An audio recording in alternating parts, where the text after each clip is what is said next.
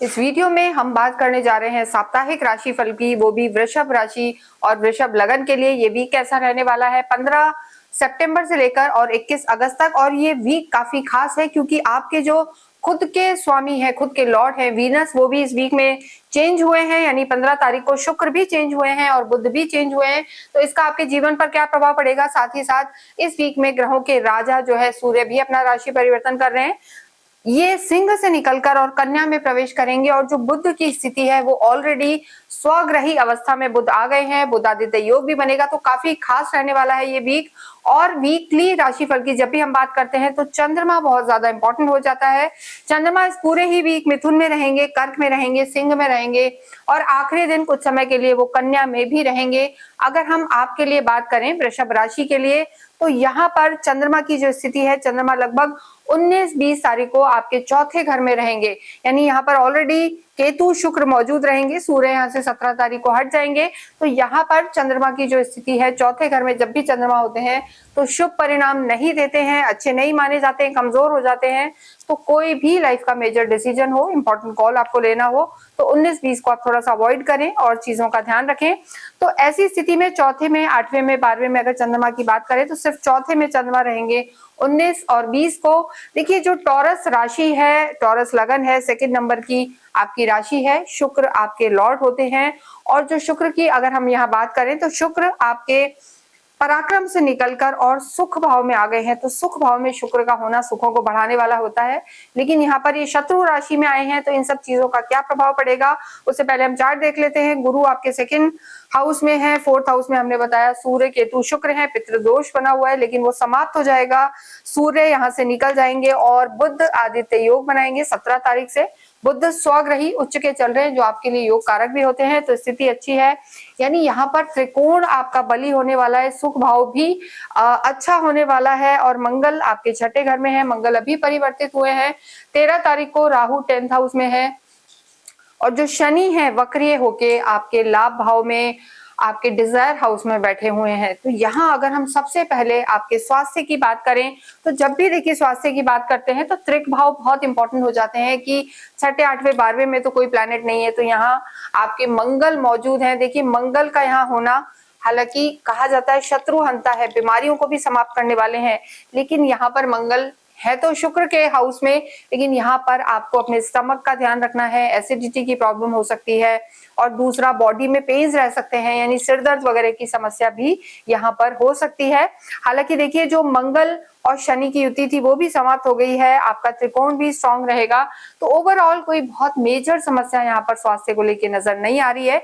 लेकिन जो हमने बताया है कि बॉडी एक की समस्या रह सकती है और इंडाइजेशन की प्रॉब्लम रह सकती है। इसके अतिरिक्त देखिए, केतु और राहु केंद्र में है, हालांकि पितृदोष भी बना हुआ है, तो पितरों के निमित्त आपको इस वीक में जरूर कुछ ना कुछ करना है। पितृपक्ष भी चल रहा है, तो ये भी आपकी परेशानियों को दूर करेगा। और इसके अतिरिक्त भी देखिए, एक चीज होती है, गोचर है आपकी कुंडली में ग्रहों की स्थिति कैसी। अगर वहां आपके मंगल या शनि खराब हैं तो आपको थोड़ा सा हेल्थ इश्यूज हो सकते हैं। लेकिन फिर भी आपको 19 और 20 जो हमने डेट्स बताई है, वहां अपनी इम्यूनिटी का ध्यान रखना है, खाने पीने का ध्यान रखना है।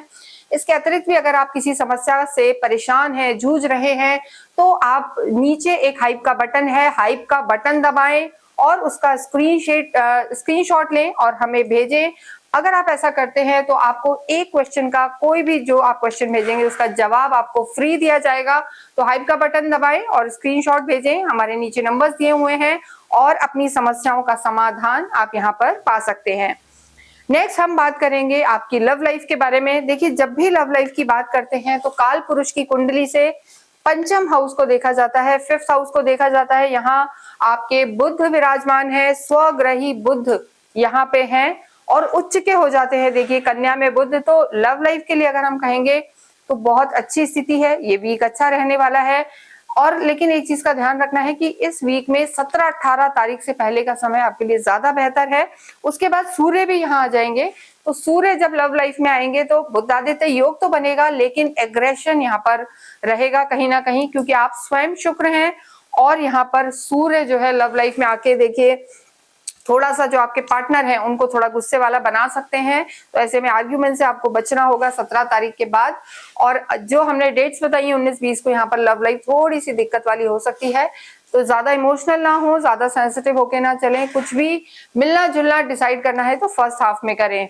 वैवाहिक जीवन की अगर हम बात करें तो देखिए वैवाहिक जीवन के जो आपके लॉर्ड है सप्तम से देखा जाता है, 7th हाउस वैवाहिक जीवन का है, यहाँ के आपके लॉर्ड मंगल है और मंगल इस समय आपके छठे घर में चले गए हैं, शत्रु घर में। तो यहाँ भी आपको अपनी मैरिड लाइफ का ध्यान रखना है, आर्ग्यूमेंट्स में नहीं जाना है। वैवाहिक जीवन और रिश्तों के लिए सेकेंड हाफ यहाँ पर बहुत ज्यादा अच्छा नजर नहीं आ रहा है। हालांकि बुध आपके लिए सपोर्टिव रहेंगे, आपके खुद के प्लैनेट शुक्र भी इस समय सुख भाव में बैठे हैं, तो आप चीजों में तालमेल बिठाएंगे, एडजस्टमेंट करेंगे, घर का माहौल अच्छा रखेंगे। लेकिन जो आपके स्पाउस हैं या पार्टनर हैं वो थोड़े से ईगो वाले हो सकते हैं, तो थोड़ा तालमेल बिठा के चलें तो चीजें बेहतर रहेंगी। कार्य क्षेत्र की बात करें तो पूरा ही वीक यहाँ पर अच्छा नजर आ रहा है। राहु आपके 10th हाउस में है, राहु का यहाँ होना आपको डायनेमिक बनाएगा, एनर्जेटिक रखेगा आपको। लेकिन देखिए सूर्य केतु शुक्र की दृष्टि है, तो चाहे आपका घर हो या आपका कार्य क्षेत्र हो, यहाँ पर लग्जरी बढ़ने वाली है और किसी भी तरीके से अपलिफ्टमेंट होगा, आपका टेक्नोलॉजी का अपलिफ्टमेंट होगा, नई नई चीजें आपके कार्य क्षेत्र में आ सकती हैं। तो ये जो समय है आपके कार्य क्षेत्र के लिए अच्छा है। धन की स्थिति बहुत अच्छी है, आपके जो धन भाव के लॉर्ड हैं वो बुध है और धनेश इस समय उच्च के हो गए हैं और स्वग्रही यानी खुद के घर में ही हैं। तो धन यहाँ पर आपको बढ़ बढ़ के आने वाला है। हो सकता है कोई पुराना इन्वेस्टमेंट इस वीक में आपको फल दे सकता है, तो पैसे का मुनाफा होगा, मल्टीपल रिसोर्स ऑफ इनकम खुलेंगे। बस थोड़ा सा स्लो डाउन कार्य में आप फील कर सकते हैं कि यानी जो रिकग्नाइजेशन आपको चाहिए, जो मान सम्मान चाहिए, उसमें थोड़ी सी कमी यहाँ पर नजर आ रही है। लेकिन कोई भी बड़ा डिसीजन आपको चाहे इन्वेस्टमेंट का हो या कोई प्लानिंग हो वो आपको 19-20 को नहीं करनी, क्योंकि तब चंद्रमा आपके थोड़े से वीक चलेंगे, अच्छी स्थिति में नहीं चलेंगे। तो इस चीज का आपको ध्यान रखना है। विद्यार्थियों की अगर हम बात करें तो समय बहुत अच्छा है। ये पूरा ही वीक शुरू में ही देखिए बुध बदल गए हैं, 15 तारीख को बुध स्वग्रही हो गए, उच्च के हो गए और ये पंचम हाउसी संतान का है, लव का है और एकेडमिक्स का है। तो एकेडमिक्स के लिए तो जब सूर्य भी यहाँ प्रवेश कर जाएंगे, तो जो बच्चे गवर्नमेंट से रिलेटेड तैयारी कर रहे हैं, हायर एजुकेशन में जाना चाहते हैं, विदेशों में जाके पढ़ना चाहते हैं, 17 तारीख के लिए ये समय इनके लिए बहुत अच्छा रहने वाला है। बात करें हम आपके भाग्य की और अगर हम देखें यहाँ पर आध्यात्मिक, तो देखिए आध्यात्मिक आप होते हैं, गुरु की स्थिति आपके कुटुंब में है, वाणी भाव में है, तो इस समय स्पिरिचुअल भी रहेंगे, कनेक्टेड भी रहेंगे। और घर में देखिए शुक्र आपके सुख भाव में है और गुरु आपके कुटुंब में है, तो यहाँ पर कहीं ना कहीं घर में मांगलिक कार्य होंगे, कोई ना कोई अच्छा, यानी योग और भोग दोनों का तालमेल इस समय टॉरस राशि के लिए नजर आ रहा है। तो समय आपका अच्छा है और भाग्येश तो आपके शनि है, पूरे ही वीक यहीं रहेंगे। तो भाग्येश का डिजायर हाउस में होना, शनि का आपके लाभ भाव में होना यहाँ पर बहुत अच्छे फल देने वाला है। तो पूरा ही वीक यहाँ पर अच्छा नजर आ रहा है, पर जो मंगल की स्थिति है उससे आपको सावधान रहना है, यानी स्वास्थ्य का ध्यान रखना है और साथ ही साथ अपने वैवाहिक जीवन का ध्यान रखें, आर्ग्यूमेंट्स में ना जाए। तो ये समय अच्छा है। अपने कुल देवी की आप अवश्य आराधना करें, यानी देवी की जितनी मंत्र साधना पूजा करेंगे वो आपके लिए अच्छा होगा। पितृ पक्ष चल रहा है तो आप अवश्य ही पितरों के निमित्त कुछ ना कुछ जरूर दान पुण्य करें, गौशाला में जाके दान करें या फिर वृद्धा आश्रम या अनाथ आश्रम में जाके आप अवश्य ही अन्न का दान करें, इससे आपकी परेशानियां दूर होंगी। ओम शम शनिश्चराय नमः, ओम दुम दुर्गाय नमः का जाप आप करते रहेंगे तो ये वीक आपका बहुत अच्छा जाने वाला है। इसके साथ ही इस वीडियो को मैं विराम देते हैं। कमेंट बॉक्स में आप अवश्य ही ओम शुम शुक्राय नमः लिखें। Thank you.